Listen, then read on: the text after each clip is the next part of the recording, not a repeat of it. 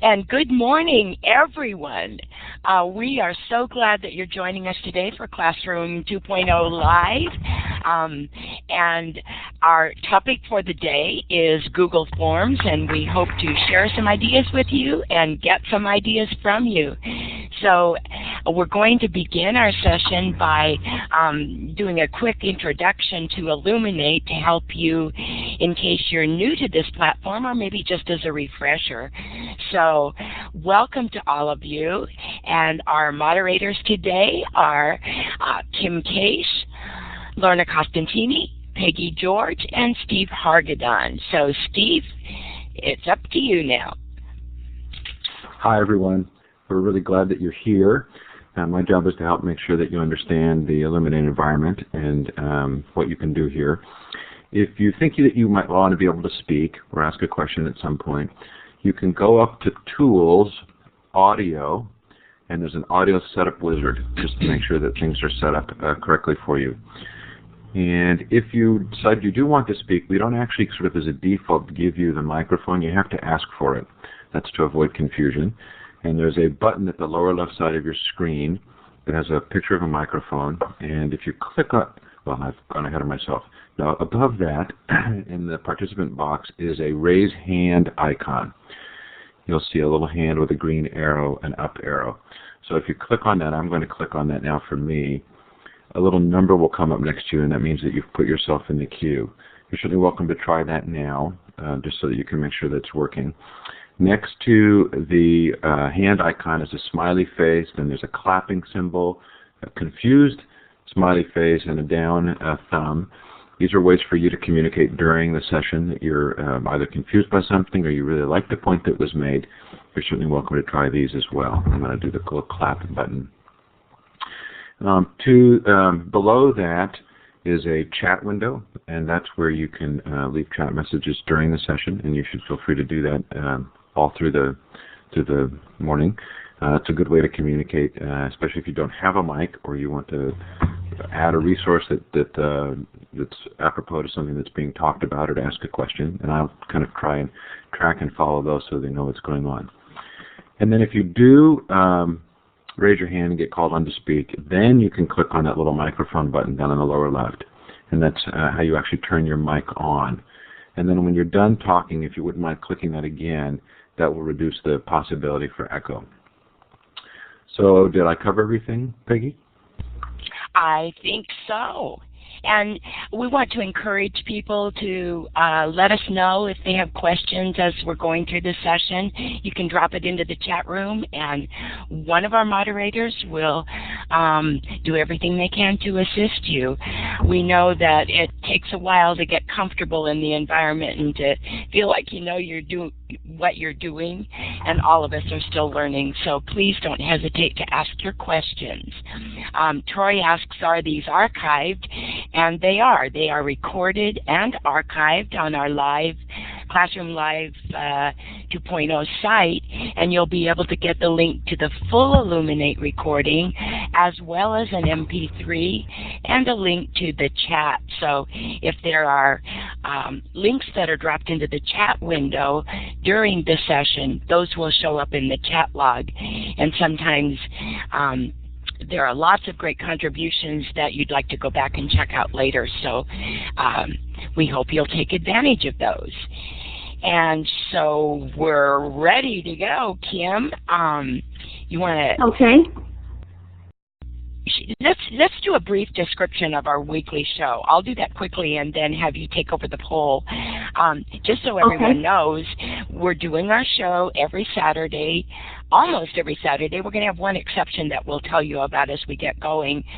But each week we'll have a specific topic just to give a little bit of focus to the session and help you to know whether that's something you'd like to learn more about or you know something about and would like to contribute to.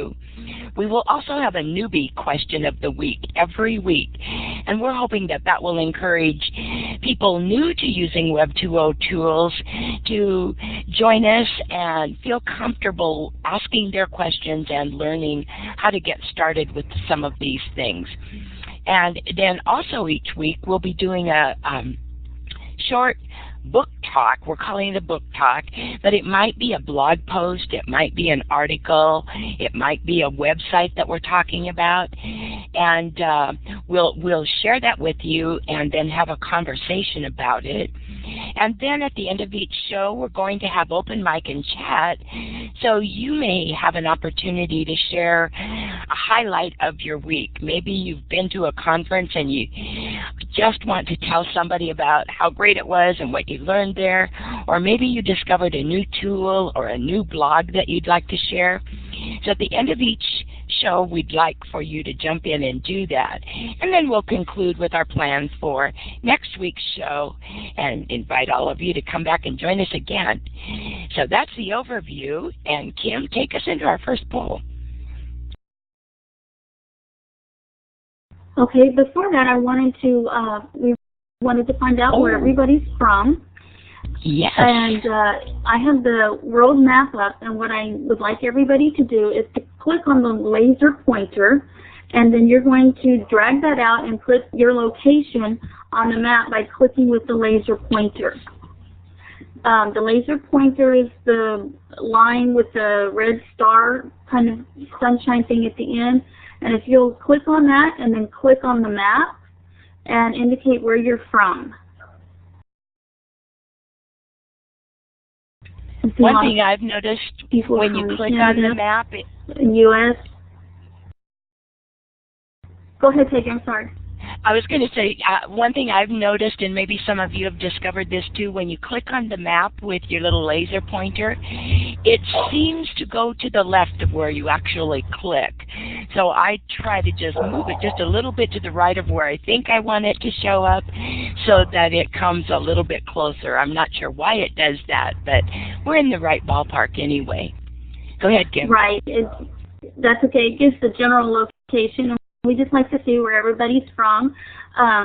We know that up north you're having some really cold weather, so we appreciate that you're joining us. And now we're going to go ahead and go to the poll. Do you use a feed reader? What I would like you to do in response to this question, do you use a feed reader, if you will click on the green X at the top for yes, or click on the red X for no if you use a feed reader. And if you're not sure what one is, you can click no for now, but by the end of the show, you'll definitely know what a feed reader is. So go ahead and weigh in right now, please. Click on the green X for yes or the red X for no. Oh, I'm so glad to see the red X's, because that means that we have some things we can share with you today. And we also have some experts with the green checks so that they can jump in and share their knowledge with everyone. Yeah, can I just point out again that where you're looking for is in the very, very top bar. It's not in the participants bar, but it's on the very top bar where all those little icons are. You'll find that green check and the red X, because I know I had trouble finding that myself. Thank you. Great. Lorna. Appreciate that. I'll give about 10 more seconds for everybody to weigh in, then I'm going to show the results. So we have Google Forms in with us today. Okay, let me go ahead and show the results. Get my pointer, sorry. I have to click to change it from the laser pointer. I forgot to do that. And make it a little bit bigger so we can see. Okay, as you can see from the results, we have 10 people that weighed in that they're not using a feed reader. We have 14 people that do, and 8 people that weren't able to vote or not participating at the moment. So looks like kind of half and half almost of using feed reader and not using feed reader. And if you're not sure what one is, we're going to pass it to Lorna, who's going to tell us what is a feed reader and why do I need a feed reader. And forgive my typo mistake. Some days are just like I didn't even see that till now. Yeah, I I looked know. at it so much. Hopefully that will make the people who are in the chat room who put the X's on there and haven't been there feel really, really good, because that's what the newbie part is. That's so. right. That's right. You're right. So that for all those people who put the X, this is all going to be new for you. And for all those people that did the check mark, what we're hoping is we get through the conversation that you're going to be helping support the X's by what you know, and we're going to ask you to share some of your experiences. So if you'll be patient, those little check marks are going to help the X's have some kind of concept of what a feed reader is and what it does for you. And excuse me, before I tell you what it is, I'm going to first tell you why you need it. So if we go to the next slide,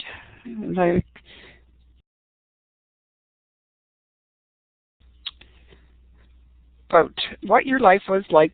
Okay, we're not Sorry, that was me. again. Hey, who's running No this show problem. anyway? I'm sorry. We are together. We are together, right?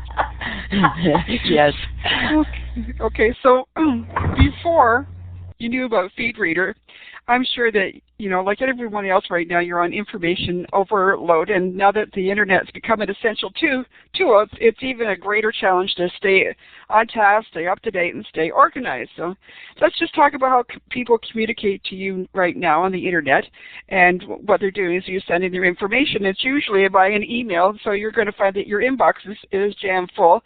You know, you can't see that graphic, but there was over 317 messages. I'm sure some of you are like that, going through that problem, trying to keep up with all those emails in your inbox. And, you know, it's really nice. Some of them are from your friends, so you put them on hold because they want to listen to the directives from your boss. And then you find you've got this great inbox, and, you know, every day you're getting spam if you don't have a good spam filter on. And then if you're on a PC, you're really worried about getting viruses.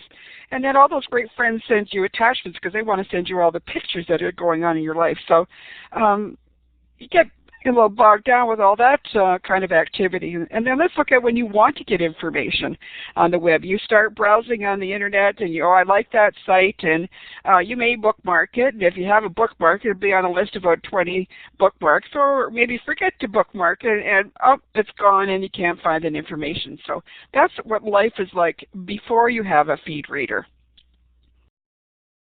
Now I'm going to tell you what it looks like and why you need it.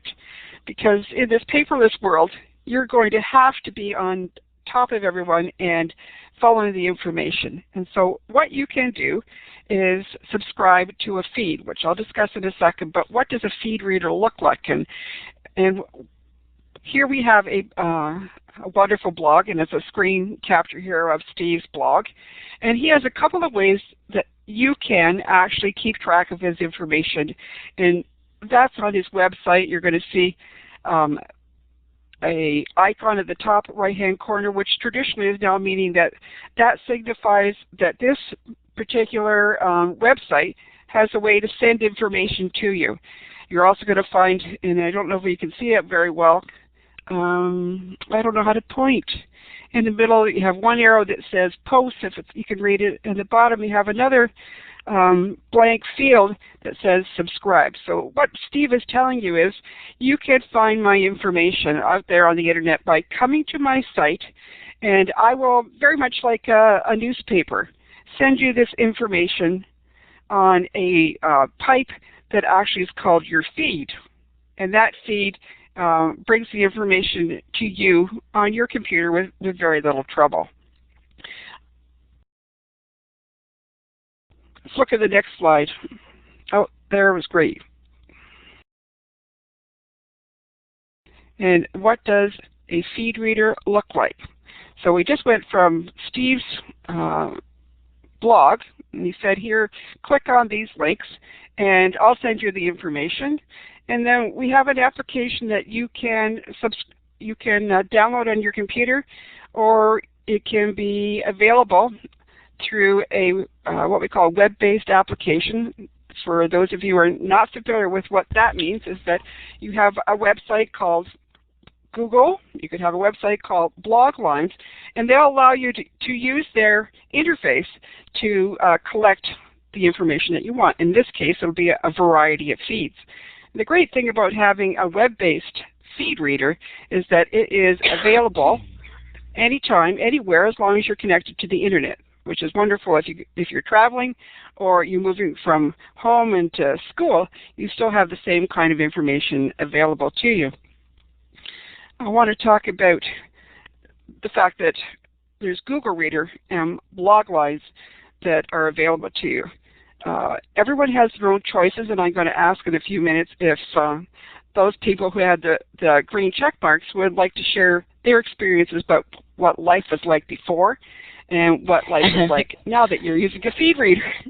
So let's simply go through it. You're going through confusion with way too much information, and now we're going to give you the opportunity to go to someone's site that you really, really like, find out where their feed is, and have that feed directed to your own computer via the internet with something like blog lines or something like Google. If you're really good at this, you can use your own email program. I know that Microsoft Office does it. We also have the new some people use Mozilla, and so if you're not worried about those are just different kinds of opportunities to gather the information to you. So I don't know if I have any other points that I want to say to you to go through. I think I've covered just in general what it means to have a feed reader and work through it. So Kim, you wanted to say something? No, I'm just waiting for me to finish. Okay. For the transition. Okay. Well, at this point, what I'm going to ask the people in the chat room, if someone wants to come to the microphone and talk about what it was like before they knew about this, you know, how they transitioned, I know they went through a bit of a learning experience and what they're doing now with their feed readers. So does anybody in the chat room want to step up and share? You're excited. Look, all these excited people.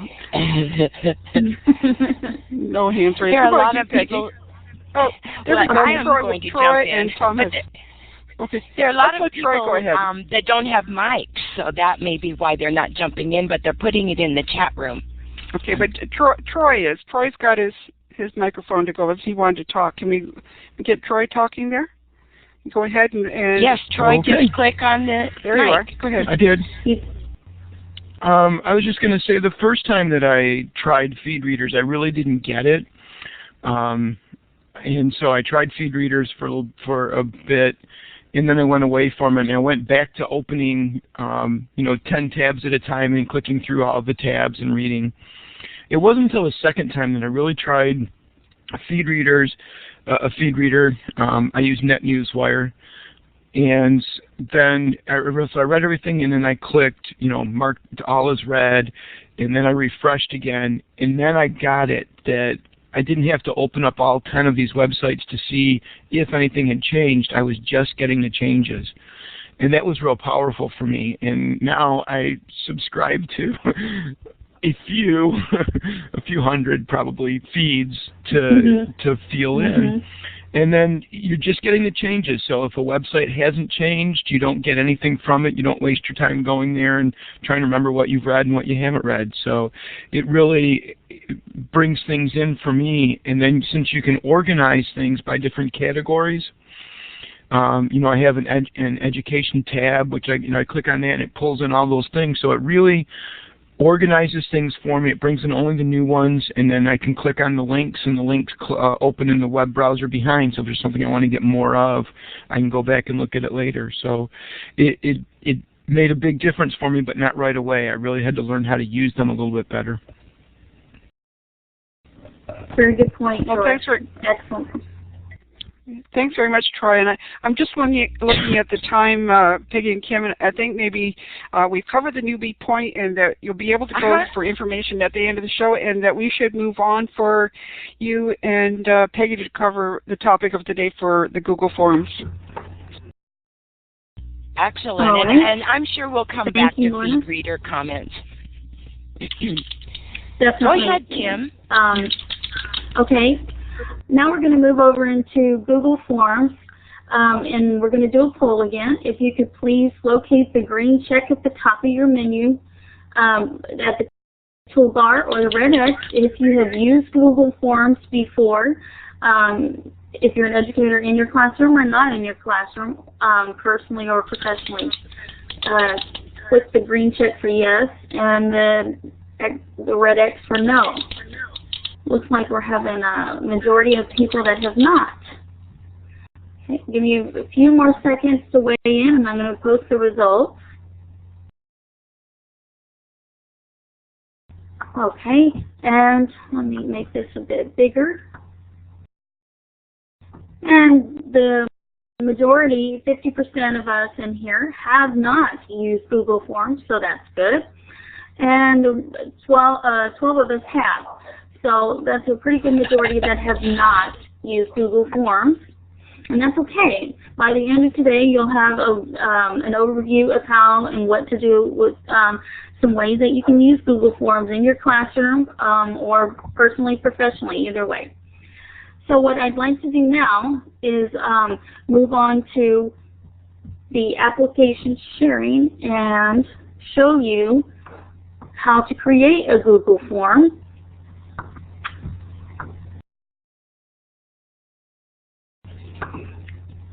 And hopefully you should be seeing the Google homepage.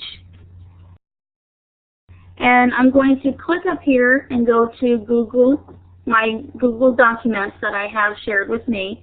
And I'm going to create a new one today. And I'm going to create a new form. Okay, I'm going to title it Classroom 2.0 Survey. Okay, and then I can put directions. Please give your input to each question. Click on whatever you want to put here for your directions. Okay, it already starts out with the location for name. And then for my next question. Okay, I'm going to start off with how many cups of coffee did you have today? So I type in my question that I want to find out.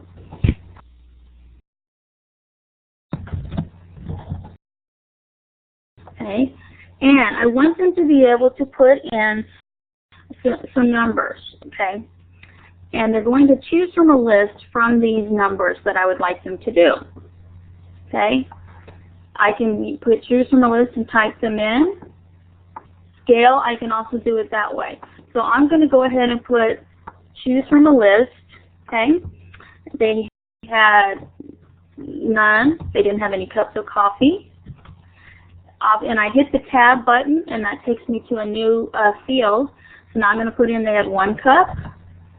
Hit tab again for 2 cups. Hit the tab again for 3 cups.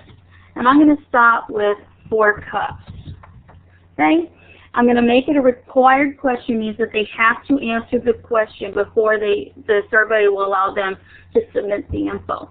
So I'm going to click Make It Required, and then I'm going to click Done, that I'm done with this question.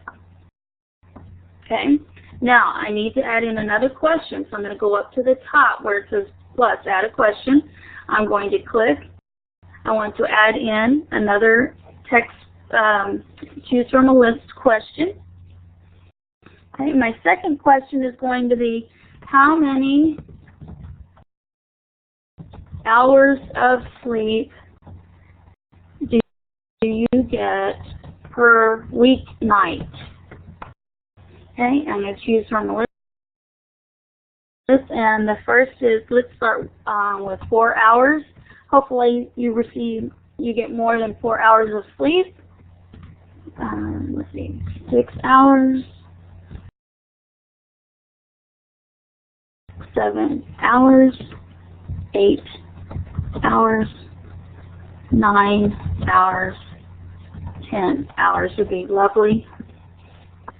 Okay, then I think that's as far as I'm going to go. So I do want this to be a required question, so I put a check there and I click Done.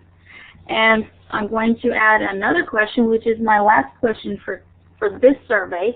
Again, I want it to be choose from a list. And if I decided that I didn't want it to be choose from a list after I get my question added in, I can go to, if I wanted it a paragraph text, meaning going to give the people taking the survey a box for them to type in an answer. If you do text, it's a shorter place for them to type in their answer. And if you do multiple choice, then it's going to be A, B, C, D, and they have to pick one, similar to what I was doing with the list. And check boxes, it puts the check boxes, or you can add in as the final one that says an other. Choose from a list I've shown you, and then scale. You can go, like if you were a rating from 1 to 5, 1 to whatever. That's what the scale is for, if you wanted it to be going from like strongly disagree to strongly agree, if that was what you were looking for your answers. So I'm going to put it back to choose from a list.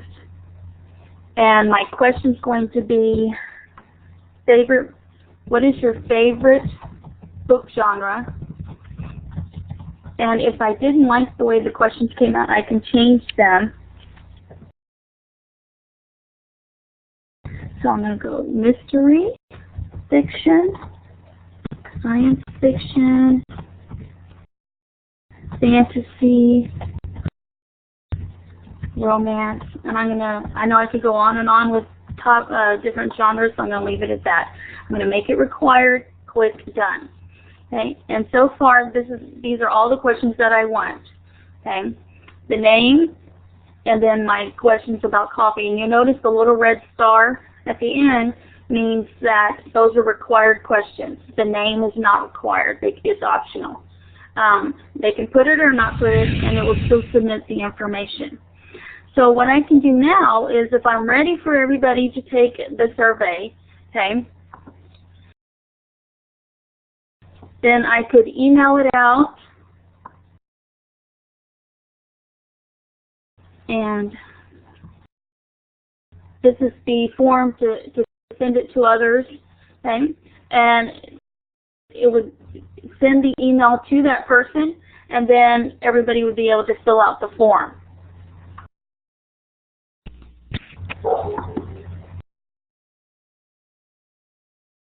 And do you want us to do that now? I'm trying to get it to where you're able to do that, to get back to, let me go back to my Google Docs since I've got this done. Okay. Okay, here's the link. Do we click on that link?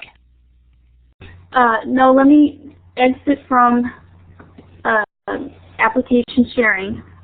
Okay. I'll put the link up, and then we can do the survey. Okay. Okay. So let me put the link in here. Oops, not just the moderators. Okay, that's the link. And if everybody would click on the link, and you can embed your survey in your blogs, your websites, even email, however you wanted to send it and get information out that somebody wanted to take your survey. So if everybody would click on that link and fill out the survey right now, then I will go to my Google Docs in just a second, and then we can look at the results. So I'll give everybody a few seconds to click on the link in the chat and go fill out the little survey. And if we don't have your choice there, just pick one, just so you can see how the form works. Yes, please. Thank you. That's a good point. Well, Christian, we'll have to do a tea drinking survey next time. That's right.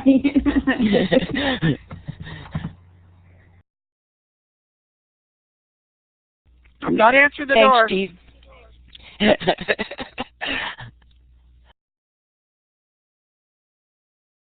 Are you bringing up the results now so we can see, Kim? I sure am trying to. My computer's loading. A little slow. Okay. Yes, I'm sorry. Well, it happens to Just all a of us, so second. don't worry. I'm on. Get out. Shut the door. Shut the door. Lorna, do you want to mute your mic when you're not talking?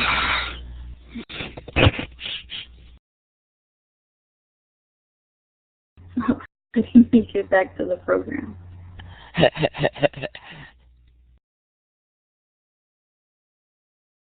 It's just not coming up, is it? No. Maybe you can tell us. Okay, wait. There. I think it will now. Okay, let's try this again. Now I'm going to take you back to, hopefully. Okay, there we go. Now, these are my Google documents. I'm going to access and click on the survey link. Okay, and it shows me in a spreadsheet. And you can, do anything that you can do in a regular spreadsheet. Okay, it shows me everybody's name that took the survey. It shows me how many cups of coffee that they drank today, their average hours of sleep, and their favorite book genre. And let me scroll. Okay, and some people left their name blank, which is fine. That was an optional field, but the other three were not optional. And that's how that you would see that, the results. And if you wanted to go back to the live form to see what that looks like, you can go to live form. This is what it looked like when you took the survey.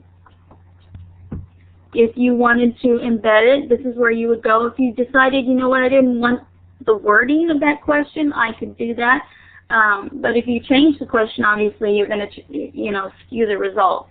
You can show the summary, and it says there were 32 responses, and it breaks it down for the question, percentages for each question, for each response of each question. And it automatically does that for you. It's very quick and convenient. Okay, if you decide now on, you know what, I don't want anybody else to respond, you can click on that and take away the check.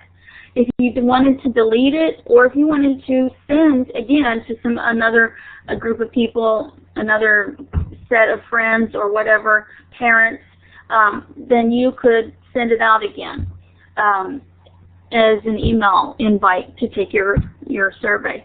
But I really like that it does all of the tabulation and compilation for you very quickly. As you saw, it's an immediate result.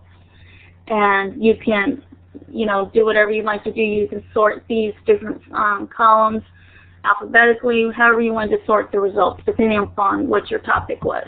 And if you wanted to share the results with people, you could, again, invite people. You could share it with everybody.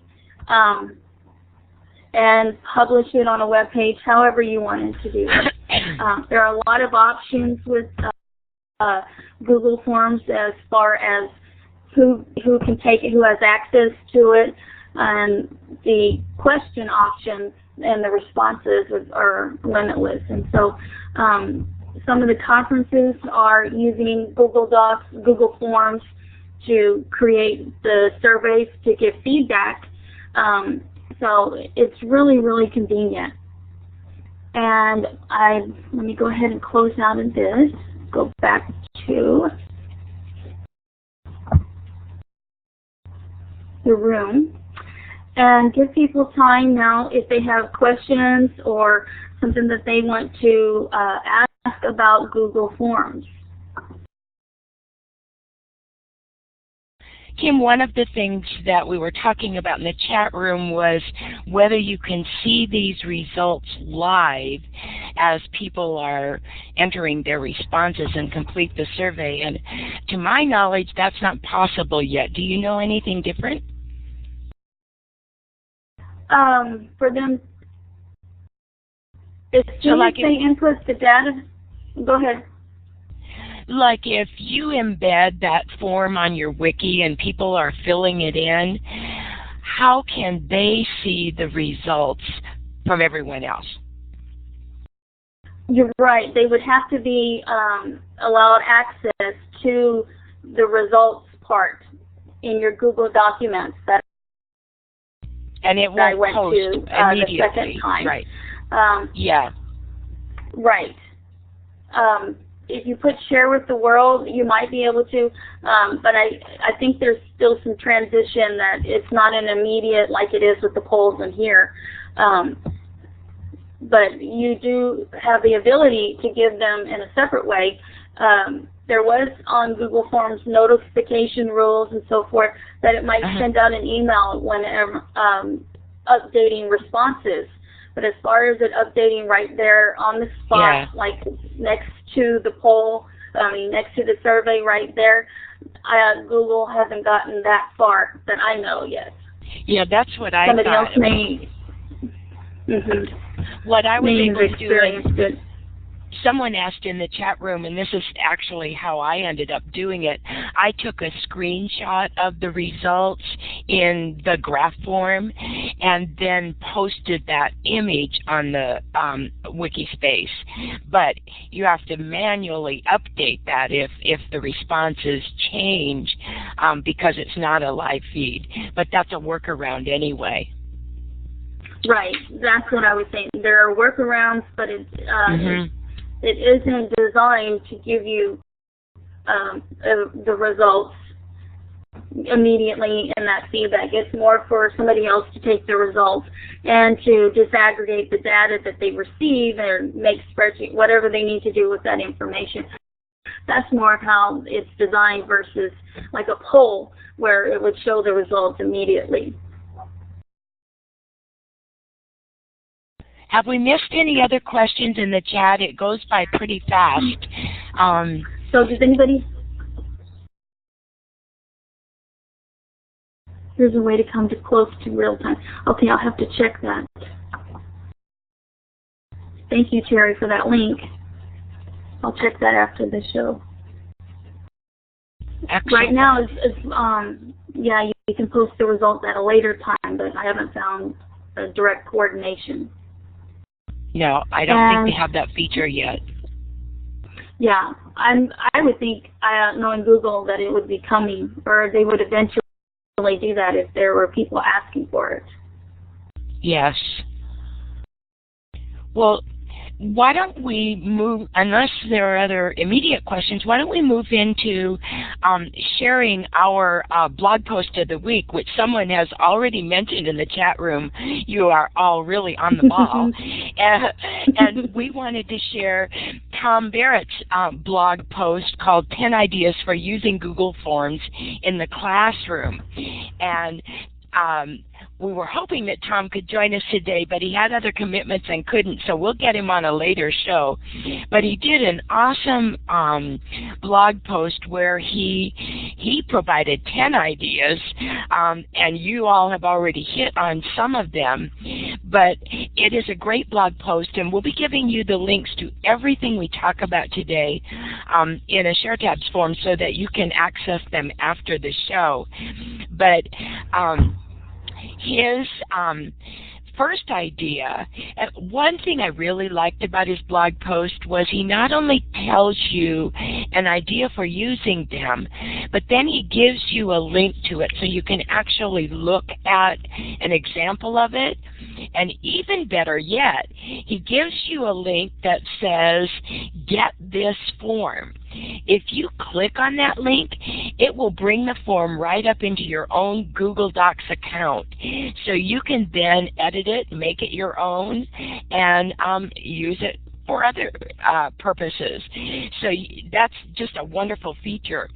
His first idea was to use it as a way to get to know your class.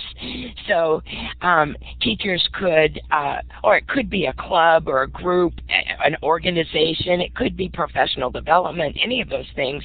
But you can ask some questions about interests, likes, dislikes, favorite lessons, whatever you want to ask, and collect that data all in one spreadsheet. And basically what Google Forms is doing, as Kim has shown us, is it creates a spreadsheet and then you can view it in form view. He also shared an emotion graph. When I first saw that term, I thought, why would we want to share our emotions? Well, he quickly made me realize that you could use it to create a graph to show your responses to things you're reading in a story. So it helps students to visualize the story in a different way.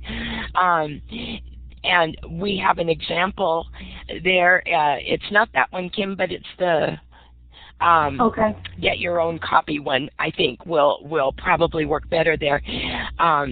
Okay. But it's a way for kids to actually show their reactions to a book that they may be reading in common with their other students in their class. He also shared an example of a spelling test. So simple. The teacher gives the spelling test and the students type their responses into that form, and instantly the teacher can see who got it right and who got it wrong, and really have their grading all taken care of for them. Now, obviously, you're going to say, well, if every student doesn't have a laptop or a computer, they can't do it that way. And that's so true. But you can have a spelling center, or you can have one computer in your room that students go and take their test, and maybe you could even have the spelling words recorded so they listen to the recording and type in their words. So be creative and think about other ways that you might be able to use some of these if students don't have access to computers. I also love this idea for comprehension questions.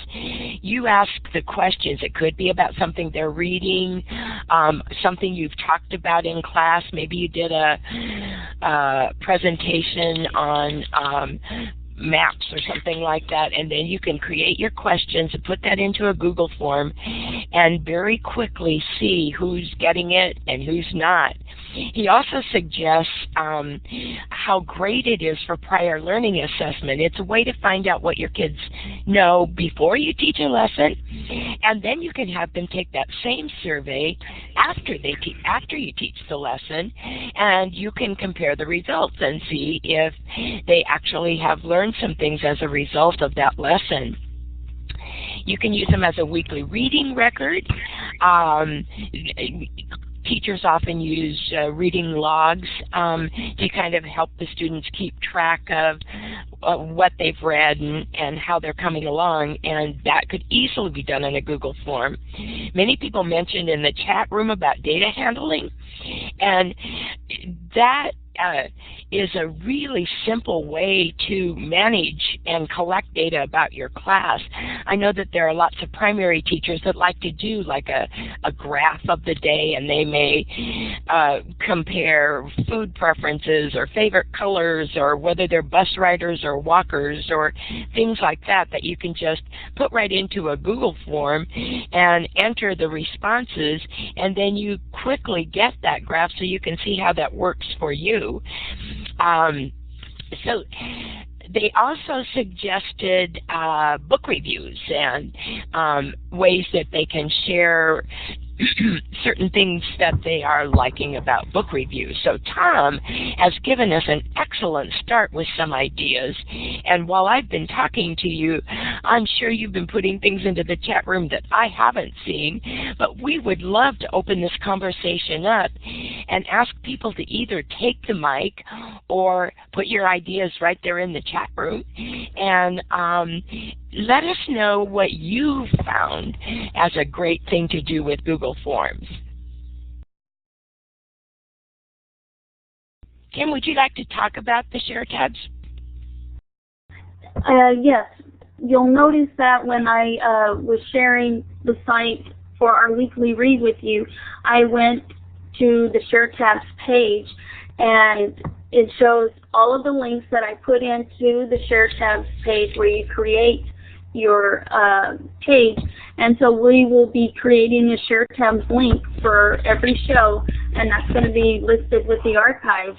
So in addition to the links that we share during the show, you'll also have the links available with the share tab separately. And you'll notice on the share tab when we were there that the it shows the link. It shows a thumbnail of the page that the link goes to that we put in to create the list. And it is a really convenient way to have your pages and your links all together.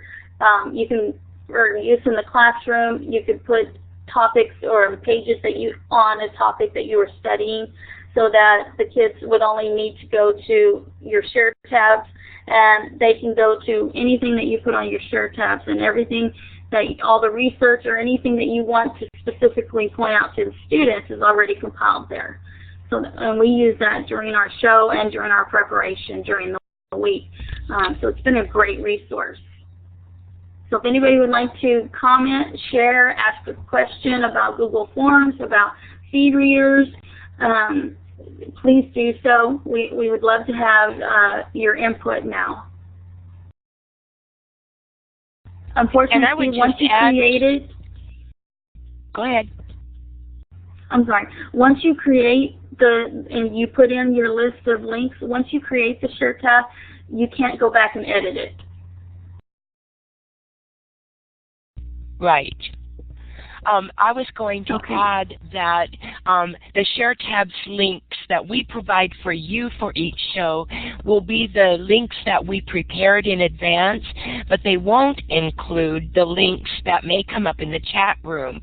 So if you want to find those again, then you need to take a look at the chat log, and you'll find clickable links right in there after it's posted after the show. Steve is mentioning Diigo as a more flexible way to post those links, and I happen to agree with that. ShareTabs is very visual, but you can do web slides with a list in Diigo and get the same effect too. So it just kind of depends what you'd like it to do, but I love the ShareTab site, and it's great to be able to compile all of our links in a visual way. And you'll notice in our ShareTabs today, when you get a chance to check it out later, that we have added some videos. We added the Common Craft video, RSS in plain English, and also a video that was created by Sean Wheeler that's about 10 minutes long, explaining what is RSS, and he walks you through the steps of feed readers and joining them and finding them and things like that. So if you want to hear that one more time, you can click on those links and get some help with that.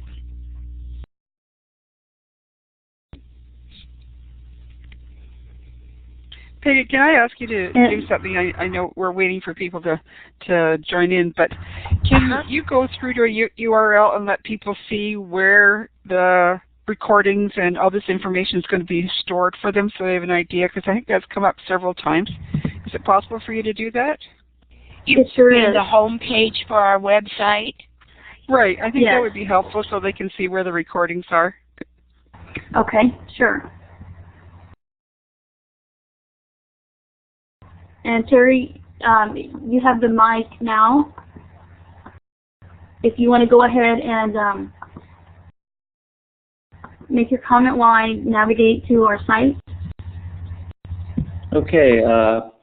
First of all, I like the Google Forms because we do not have to have our students subscribe to the Google because you can post the form and they can access it without actually having accounts. And for some schools, that's an issue to encourage the students to have accounts. The second thing is I did post a couple throughout the chat. The one is a kind of a little movie that shows you how to try to create it so that it is actually live. And then the most recent link, I think I can put it in here, is a quick one question, and you answer the question. It's how to rate the movie, basically, and then you can click below it and see the results. And that comes up pretty much real time. I've used it in class. Now, when I say real time, I only had one graph posted on a display as opposed to a lot of people checking out the display at the same time. But if anyone wants to click on that link I just posted, you can submit a response 1 through 5, and then below it click on results and you'll see a graph appear in the spreadsheet. Thank you. Thank you, Terry. That's excellent. We'll definitely explore that because I know getting the live results is really important. I've navigated to our site. That's a great idea about adding Definitely. the results on the page. Mm-hmm. And I wasn't familiar with that, so if that's, I'm going to check that out because if that's possible, that is really awesome. And I thank you for sharing that. Yes, it is. And this is our show archive page. And this is what we talked about last week. Here's the chat log if you wanted just the chat, if you wanted the audio, or if you wanted the full recording. And here's the share tabs link. Even though it's not made a link, I have to fix that. Then the wiki, we also have a wiki where you can go and give us feedback and input on some of the topics or questions that you'd like to have addressed here at our wiki. So we welcome you to give us feedback that way as well. It looks like Colette has raised her hand.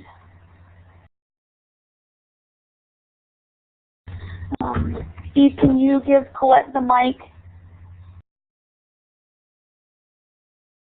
Okay.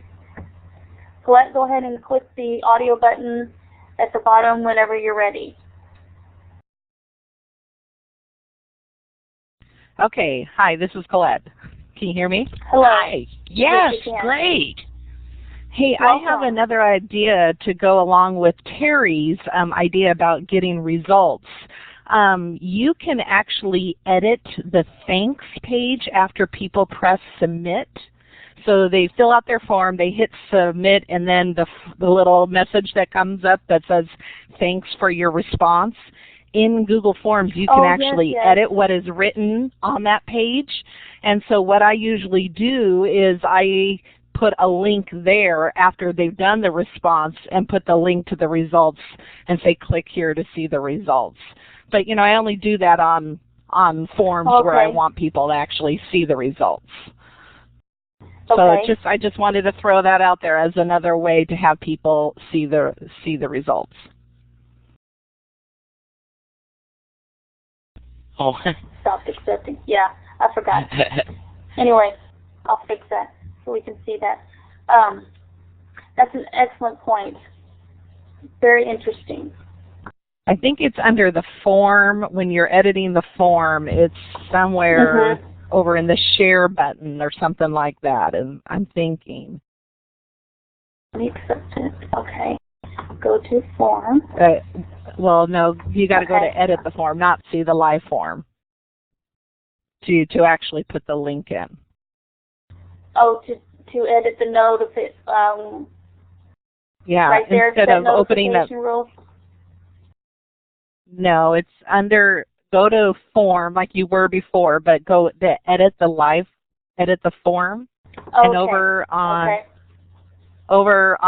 the I think it's under more action, edit Right. Yeah, and I put the link in this area here.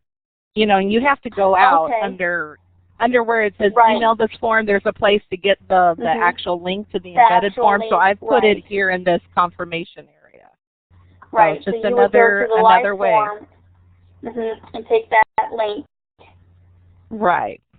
Or the survey link right here and put that in that confirmation. Exactly. From your spreadsheet form. Okay, that's a good point too. Great. And then you would. Well, we're quickly running out of time. Thank you. Sorry, Peggy. I was learning something new. I was excited about it. We all were. We only have 5 minutes remaining. Is there anyone who would like to share an aha moment or a highlight from your week this week as we wrap up our show? You can type it in the chat or you can take the mic.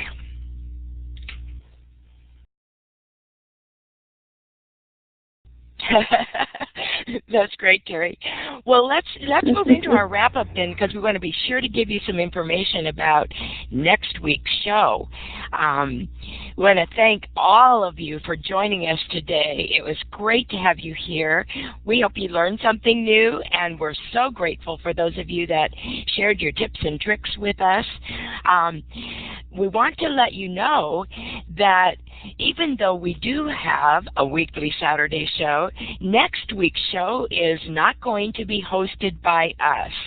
And the reason for that is there is an incredible program going on called EduCon 2.1. It's being hosted at the Science Leadership Academy in Philadelphia by Chris Lehman and his staff. And it is an unconference, but there are lots of people attending live. And the great news is that they are going to be streaming all of it. And we're providing you with links. Right here is the link to educon21wikispaces.com, where you can go and see the agenda, see the schedule, and see the presenters. In every time block, they have between 10 and 12 presenters. And you're going to have a tough time choosing. I know I am. But the great news there is that they will be archiving those sessions so you can go back and hear them again. There are some really great leaders who will be presenting on all kinds of topics at that time. So we hope that next week during our show time, you'll take advantage of EduCon 2.1 and go tune into some of their sessions. And then we'll be back the following Saturday, which is January 31st. And we'll be announcing that and letting you know the topic of the week very soon. And Kim, want to tell them about the Illuminate survey? Yes. Let me put, here's the link, and if somebody could drop that in the chat, because I can't get back to my Google Docs. Oh, it's opening up. Okay. There are questions, and we're going to be modifying the questions later. But the first question that comes up is facilitator, and you can just leave that one blank or put in your answers, whichever works for you. We're not really concerned about that part, but we are concerned about getting the overall content and if you're satisfied with the session. And this information goes to Illuminate because they are the sponsor of this room, giving us all of these features that we're able to use. So it is important that everybody please fill out the survey. But if you would just leave facilitator blank, we would appreciate that. Because that's not necessarily information that we need. We need the other information about the interactivity and your satisfaction with the session. So if you could get to that and fill that out that way, that would be great. And go ahead and close out of the web tour. And we want to give a special thanks to Illuminate for this session and Steve for founding Classroom 2.0 and his future site, Future of Education. We want to thank everybody who shared their Google form with us during the week, because I put out a request on Twitter and on Clerk for examples, and lots of those examples are in the Share tabs list that you can access. Somebody put it in the show. During the show, and you can access those sites at any time. And thank you so much for giving us access to your survey and feedback that way. And I think everybody who came today and your participation in the show, in the chat, asking questions, and everything that you're doing with us, we really appreciate that, and learning from you as well, because I certainly did today with some of the Google forms. And if anybody has anything that they'd like to share or some new tool that they learned during the week, that would be great. We have a few minutes left. If you'd like to take the mic and share something or ask a question, we encourage you to please do so. Kim, I would just like to add one. Oh. Please do. Go ahead. I would just like to add one point. If you forget where the Classroom 2.0 live site is, we include it every week on the Share Tabs link. So if you go to the Share Tabs link and maybe bookmark that, which would be a great way to have access to all of today's links later on, at the end of those tabs you'll find all of the Classroom 2.0 live links as well, the calendar and the wiki where you can add your ideas. And we not only want you to add your ideas to the wiki about things you'd like to hear about on the show, but we'd also like to have you add newbie questions. If there's something you're dying to know about, put your questions on there. Please don't think that any question is a stupid question, and we hear that all the time, and there are never stupid questions. We really want to know what you're interested in hearing about. And in addition, you can add your name next to one of those entries. If you'd like to facilitate a conversation about a certain topic, put your name and email address on there, and we'll work with you to get that set up. So, thanks to all of you for joining us, and today's a wrap.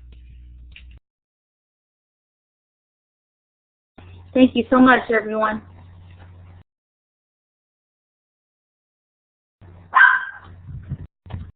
And just to let everyone know, for us to be able to capture the recording of today, that would be Steve, you need to log out of the session because the session needs to be completely cleared before he can do that.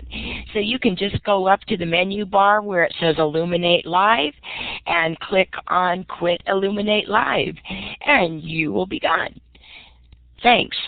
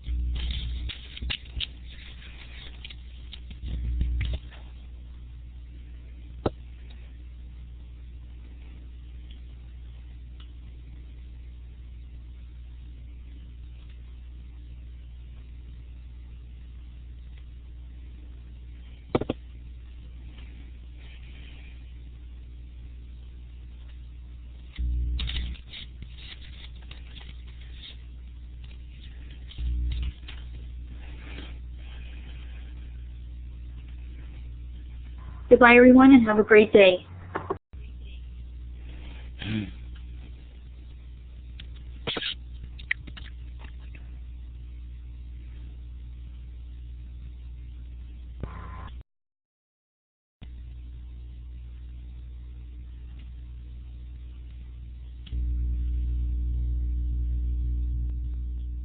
Steve, will you call us on Skype so we can log out?